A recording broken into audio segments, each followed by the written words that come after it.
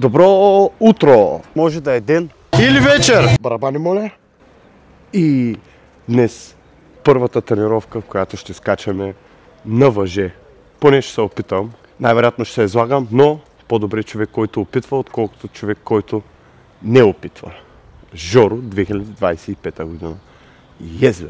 Заснемам този влог няколко дни подред, даже повече от седмица, за което се извинявам. Той влог ще бъде малко разхвърлен, ще бъде малко неструктуриран, но така е, учим се все още, все пак втори влог. Опипваме почвата, да видим кое как и скоро време влизаме в последователност и абсолютно всяка седмица ще има влог. Да, както споменах по-рано, се учим все още, което е нормално. Даже на моменти, случват се някакви неща и аз се замислям, това мога да го снимам, това не мога да го снимам. Правилно получавам пратка от Тиму и казвам да я снимам ли, да я включа ли във влога, да покажа ли какво съм си поръчал. После викам, прекалено много такива неща има. По-добре нещо по-интересно да покажа. Часът е 7:02. Аз съм станал около 6, пил съм кафе вече. Така че сега една лека загрявка и да видим какво ще стане. Той сатив е малко нисък, трябва да се навеждам. Въжето, което ще използваме, такова. Обикновено декатлонско въже. Няма да лъжа. Гледал съм няколко важни неща при започването на скачане на въже. Едно от тях е колко трябва да е дълго въжето. И когато хванете въжето, настъпите с крак долу-горе в центъра и го дръпнете нагоре, трябва да е долу-горе до гърдата. Това е правилната дължина. Другото, което видях и което е много важно, е, че лактите не трябва да са отворени. Трябва да са до тялото и леко назад. Цялото движение се случва от китката. Ето така. Ако обаче въжето е по-дълго, може да се направи ето такова възелче, както аз съм направил, за да може да се стигне оптималната дължина. Пробваме с нормално темпо.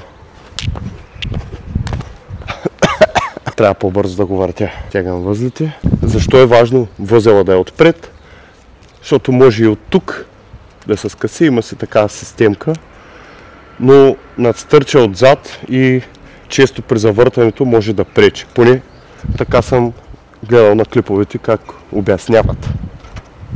Сега как ще загрея, нямам план, просто ще се подскачам на място в същото време и китките ще загрея, защото цялото въртене се получава там.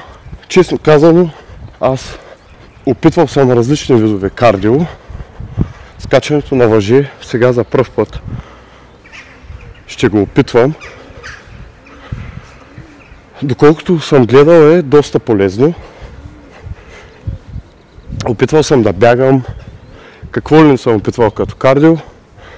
По-скоро бягането не е моя спорт, защото съм висок, почти 1,90 и съм 90 кг.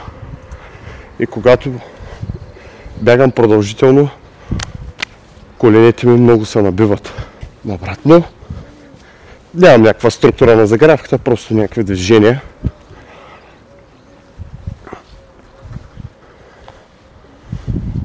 За да може да тръгне кръвта. Като правя това, изпъваме гръбначния стълб, защото ще има натоварване от скачането. Аз като някакъв мега спортист обяснявам. Боже, подскоци. Микрофона ето тук е закачен, ако някой се чуди как ме чува. По принцип човек много хубаво трябва да е загрял преди каквато и да е физическа активност. Забравих да спомена, че е абсолютно 100% спорт, който е за мен. Като кардио това е колоезденето. Много обичам да карам колело по много километри. И абсолютно това е моя спорт. Бре, какво се разхълцах сега пак? Някой от блоковете, ако ме гледа. Сега чуете момче, що се говори сам. Но аз не съм сам. Аз съм с вас. Нека излагацията започне.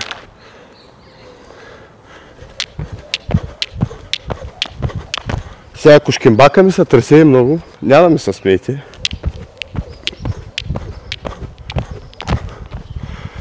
Нещо координацията ми доста зле. Виждал съм, че има упражнения, в които може да се завърта въжето в страни от вас, ето така. С леки чуквания в пода. Просто да се свикне с такта. Аз да се опитвам, ама не свиквам с такта.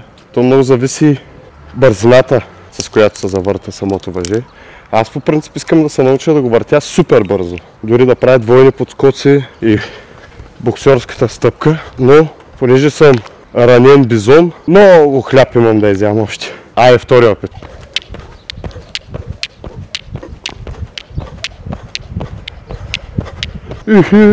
Абе, уморително се да се скача на въже. Не, че съм се изборил, не мога да преценя колко силно да го завъртя и кога да подскоча. Най-вероятно за много от вас това е смешно, но на мен ми е за първи път. Така по-сериозно, иначе съм опитвал и друг път да скачам на въже. Опитвал.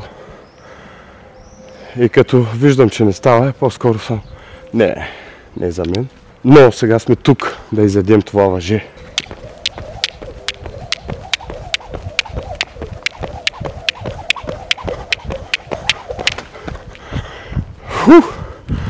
Бре, май започвам да хващам цаката.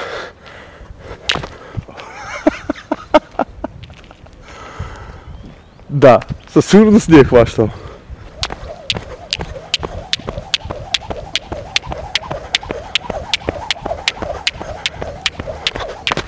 Уху, това не знам как изглеждам отстрани. Наистина не знам как изглеждам отстрани. После като обработвам влога ще видя.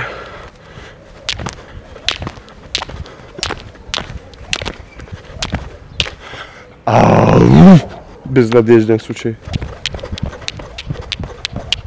Колкото знам, не трябва да го има ето това, но аз по някакъв начин като инстинкт, като навик, така подскачам и си свивам краката. Трябва да се разширя ръцете повече.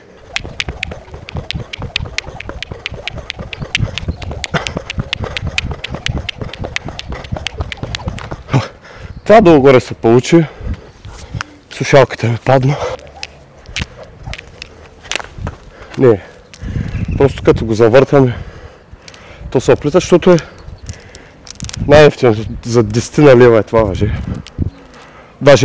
Даже по-малко. Аз започвам да го схващам долу-горе. Не казвам, че съм се научил.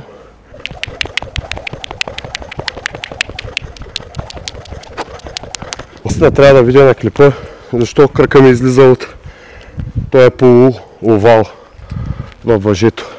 Или си свивам ръката, или кръка ми отива по някакъв начин на ляво, ваше дясно. Понеже нямам батерия на камерата, аз ще си довърша тренировката и по-късно ще се включа пак. Ай! Отиваме на сватба с моята сестричка. Тук що се преобляках. Мисля, че съм доста добре, малко да се поправя. Вятъра е много зверски.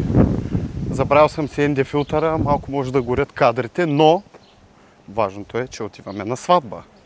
Айде! The sun dips low in the evening sky. Your hand in mine. Time rolls by. The flowers sway, they nod and bow. Forever starts right here, right now. Tied in gold, bound by love. A promise whisper, stars above.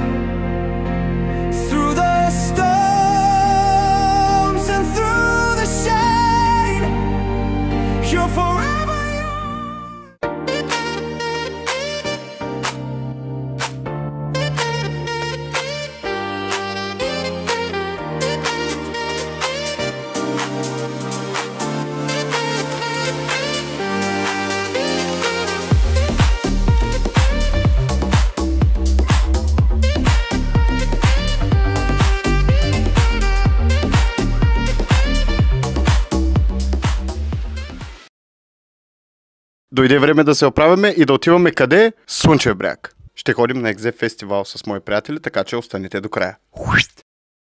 Последни приготовления. Тръгвам за Слънчев бряг. Тук що приключих работа. Изкъпах се. Дабъл чек на багажа, както се казва на български. Всичко е наред. Честно казвам, нямам търпение. Отдавна не съм ходил до такъв голям концерт. Мятам, че ще бъде доста яко. Изкараха къва с този пес. Има доста големи артисти и имена. И ще си изкараме много яко. Хубавото на цялото пътуване е, че отиваме един ден преди концерта. Да може да имаме време да се разходим, да направим плаж, да хапнем някъде. Да е един вид по-спокойно. Смятам, че взехме добро решение. Ако трябваше да отидем в деня на концерта, ще да е всичко много на тъгъдък. И съответно трябваше много да бързаме. Щяхме да пристигнем късно.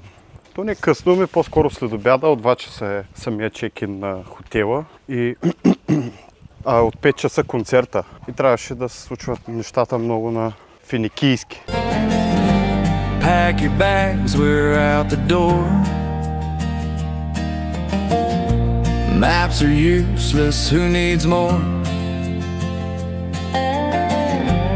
Left the GPS in a drawer.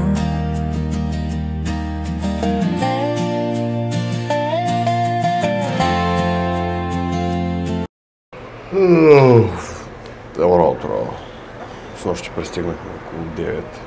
Оставихме си багажа и деникме излязахме да вечеряме и се наядахме като прасета. Часът е 8:30 и трябва да слизаме на закуска. Надявам се да е вкусно. Днес е деня на концерта. Нямам търпение буквално. Мале, много ме е заспал още. Надахвам да ядем. Ето това ни е хотела.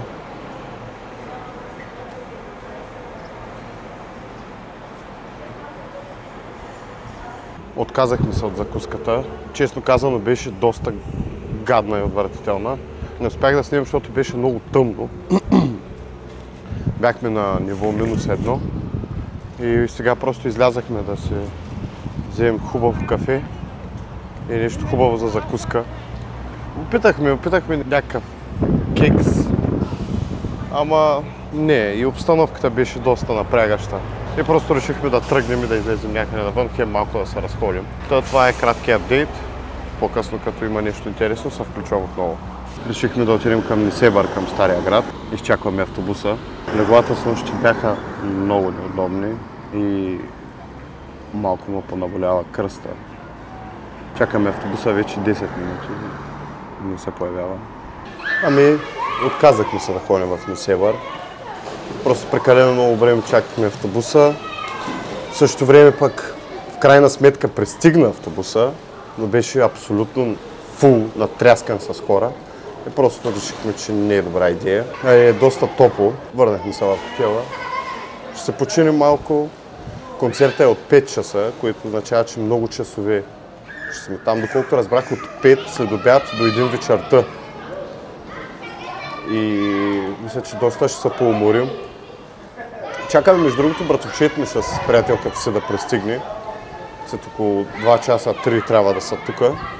Така че компанията се увеличава. Да, слязахме на закуска и закуската пропуснахме. Явно днеска не ни върви на неща.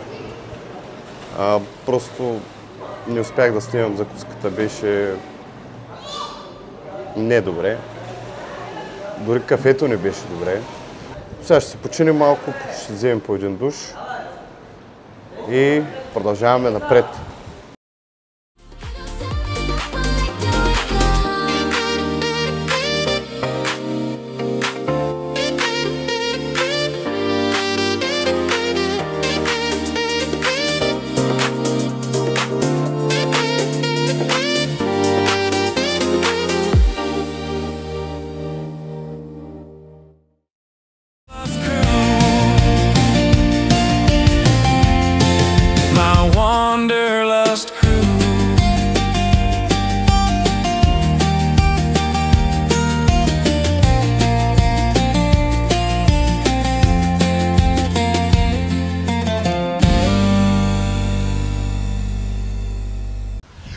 Да ви чуя, Бургас, тука ли сте?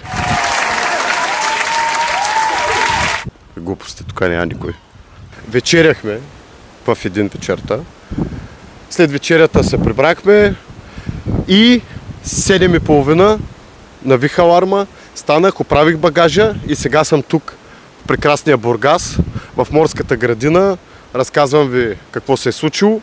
Не съм снимал, тъй като спирам се за малко в Бургас, за да мога да разкажа какво се случва на самото събитие.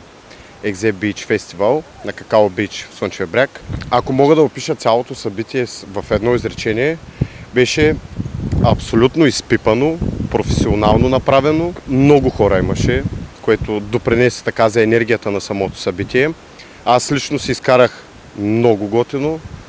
Имах нужда със сигурност от точно такова събитие.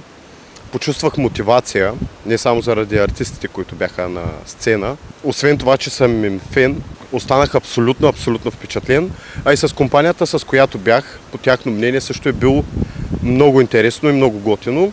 Дори от компанията имаше хора, които не са фенове нито на Вирго, нито на Димчо, на Боро, на Криско, но по-скоро не са някакви фенове, докато аз съм. Много ми хареса цялата атмосфера, хората, самата локация, това, че беше на плажа, придаваше една така допълнителна свобода на цялото събитие. Аз бях абсолютно впечатлен. Най-вероятно се личи по това, което казвам. А самата енергия и артистите, просто нямам думи. Първият от обявените артисти беше Димчо на сцената, като той изпя вечните класики, така и не от най-разпознаваемите му хитове, и завърши с... След това на сцената се качи Бор Първи. Там също доста познати песни, избухнахме си. След това Fire. Няма да коментирам, изпя някои от новите си парчета, които аз изключително много харесвам. След това се качи на сцената Атанас Колев, който има готини песни. Да, той е готин, но самото му представяне беше малко на сила. Сякаш в началото не искаше да е на тая сцена, държеше се малко надменно, което не знам как да го опиша. Най-вероятно просто така не знам, просто аз така го усетих, и с другите хора от компанията го обсъдихме и те бяха на същото мнение вече след концерта, което потвърждава, че най-вероятно не само ние сме си го помислили това. Се качи на сцената Криско, като тук искам да вметна, че Криско абсолютен професионалист, ако става въпрос за концерти, абсолютен професионалист. Направено беше всичко с танцори, които запълваха така или иначе вече огромната сцена. Имаха различни осветления с тях, сменяха танцорите няколко визии, той имаше хореография с тях, което допринасяше и за енергията на самото събитие. Аз съм изключително голям фен на Вирго, на Емката Тарафа. Много поздрави! Най-вероятно няма да гледат, но аз ги поздравявам момчетата. Буквално ги следя от самото им начало, когато изобщо не бяха популярни. Вирго го знам още от когато качваше фристайлове на бумба битове във Фейсбук клипчета. Дори още нямаше записани песни, качени в YouTube. Го знаех и много ми харесваше. Някакси хора, които не са били известни, аз по някакъв начин съм ги имал като приятели във Фейсбук. Така се случи и с Смолец. И винаги, когато са направили нещо или са качили нещо преди да бъдат известни, някакси аз съм си казвал, тези хора или този човек един ден ще бъде на голяма сцена, и винаги съм се оказвал прав. Най-вероятно шестото ми чувство работи или по някакъв начин усещам самите неща. На Екзе най-вероятно нямаше да ме допуснат с камерата да снимам. Останах сам в Бургас в момента. Наложи се да пътувам с влак, който е в 14:55. В момента е 1:10. Мисля да ходя да хапна, така че ще ви взема когато седна. Седнах на Хепи, поръчах си суши. Сега малко по-тихо ще говоря. тъй като тук да не вдигам шум на хората. Така, огладнях и седнах на Хепи, поръчах си суши. Ето сега може да видите как изглежда. И да, вкусно е.